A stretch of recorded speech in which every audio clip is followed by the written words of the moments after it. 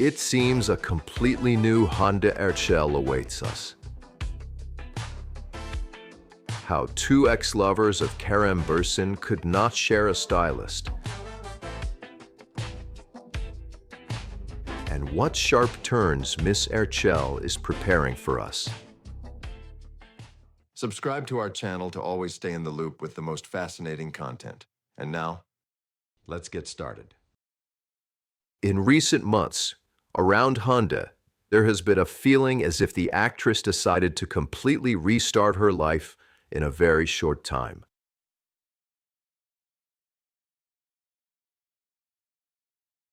And if earlier the actress for years endured the pressure of the Turkish show business, played by its rules, tried to maintain good relations with everyone, and remained silent even when real waves of hate rose against her,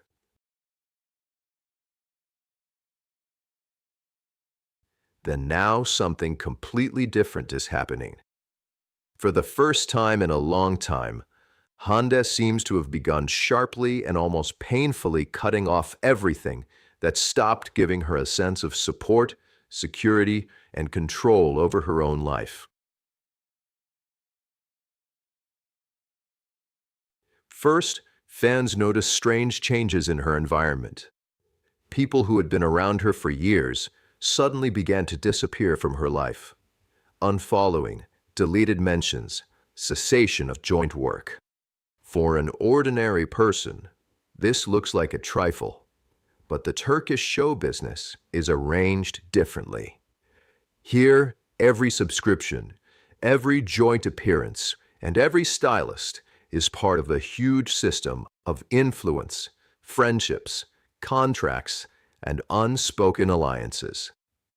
And when such a system begins to collapse around one actress, it is almost never a coincidence. One of the loudest blows was her breakup with stylist İnan Kandemir. And this is especially a painful story, because İnan was not just a person who picked out clothes for her. He was part of the visual era of Hande Erçel. It was through style in recent years that she finally turned from just a popular actress into a global fashion figure. Cannes, Paris, Milan, couture shows, luxury brands, viral appearances, millions of discussions on social networks. İnan was there in almost all these moments, but that is exactly why the current conflict looks so loud. Turkish fans are sure the turning point occurred after the recent scandal around Hande, when in the network they again began to massively discuss and criticize the actress. And it was then that many waited for her team to stand by her side. But support did not happen. On the contrary, in Turkish media and Twitter, they began to discuss that İnan supposedly bet not on Hande anymore, but on Serenay Sarıkaya. Moreover, it was not just about beautiful dresses or red carpet appearances.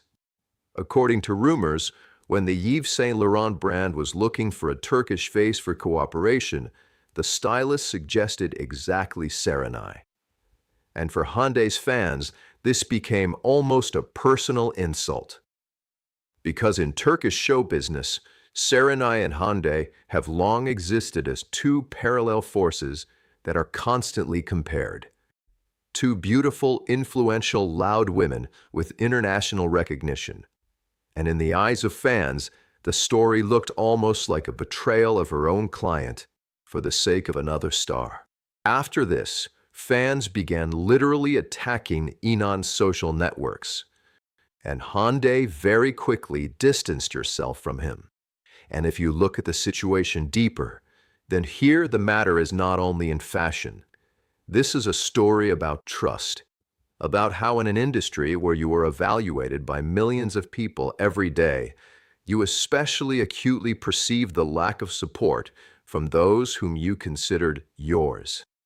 But the real shock for the Turkish media was caused by another of her decisions, leaving the ID İletişim agency. And here already begins a story much more serious than just a conflict with a stylist. Because ID İletişim is not just an agency. It is one of the most influential structures of the Turkish show business of recent years. And its head, Ayşe Barım, was considered a person who literally created the careers of the biggest stars of Turkish TV. For many years, it was she who managed Hande's media image, her contracts, negotiations, public strategy. And Hande, unlike many other artists, demonstrated loyalty to Ayşe until the very end. When scandals, investigations, and court cases flared up around Barım, Hande did not remain silent.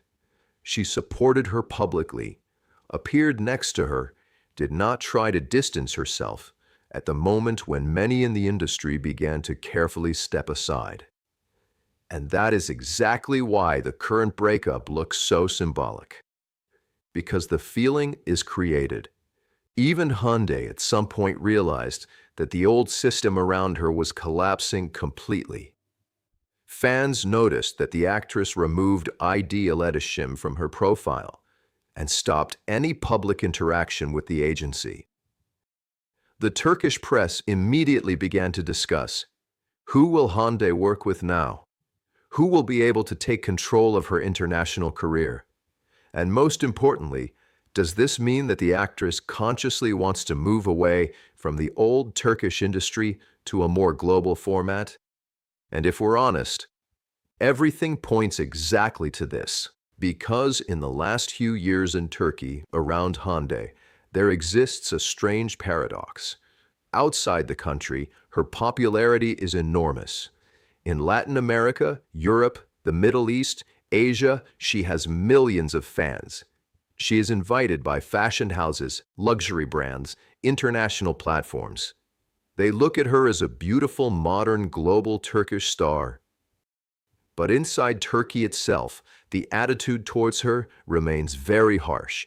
She is constantly criticized for her acting, for her appearance, for interviews, for men, for her career, for success. There is a feeling that part of the Turkish audience simply cannot forgive her for too beautiful a life and too loud international popularity. And here it is important to understand one thing. Hande has been living in a mode of constant public pressure for many years. They discuss her not as an actress, but as a symbol. Some consider her the ideal modern Turkish woman. Others, on the contrary, see in her too Western a lifestyle. Her romances are analyzed literally by the second. Her appearance is analyzed as a national topic.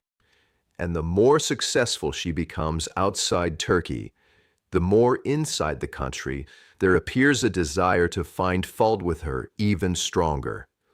This became especially noticeable after her latest television projects. Although the series themselves had strong budgets, beautiful visuals, and large-scale promotion, the ratings turned out to be much lower than expected. And in the Turkish media, they began to write more and more often. Perhaps the matter is no longer in the projects, but in the fact that part of the Turkish audience is simply tired of Hande Erçel as a television face. And here begins the most interesting part. Because Hande herself seems to have understood this too. Over the past 2 years, she has been betting less and less on classic Turkish television. More and more often, digital platforms, Netflix format, international collaborations, her own production, investments, fashion, Europe. And this is a very logical step, because digital projects are watched not only by Turks, the whole world watches them. And the world audience treats her completely differently, without constant internal war and endless desire to put her in her place. Now, Hande increasingly resembles not just an actress, but a woman who is trying to build an entire international ecosystem around herself. London, Istanbul, Paris, fashion weeks, contracts, her own ideas, investments in real estate, producing ambitions. And against this background, her personal life also seems to have faded into the background. After breaking up with Hakan Sabancı, many noticed that Hande began to look freer. Their relationship was long presented by the Turkish press almost as a future wedding of the century, the rich Sabancı dynasty, a beautiful actress, an ideal public couple. But behind this beautiful picture, there were constant rumors about tension within Hakan's family, and that far from everyone approved of this relationship. In the end, the story ended quietly, without loud statements, but with a feeling of emotional fatigue. And now the impression is created that for the first time in a long time, Hande is choosing not relationships, not television, and not an attempt to please the Turkish public, but herself. She travels, lives between London and Istanbul, appears alone more and more often, builds international connections, and seems to be gradually moving away from that version of Hande Erçel that Turkey has been used to seeing in recent years. And perhaps the most surprising thing here is that this whole crisis may become the beginning of something much bigger for her. Because sometimes a career collapses right before a person finally begins to live their own life. And do you support Hande's decision on this? Do you want to see her in Turkish projects or on the international arena?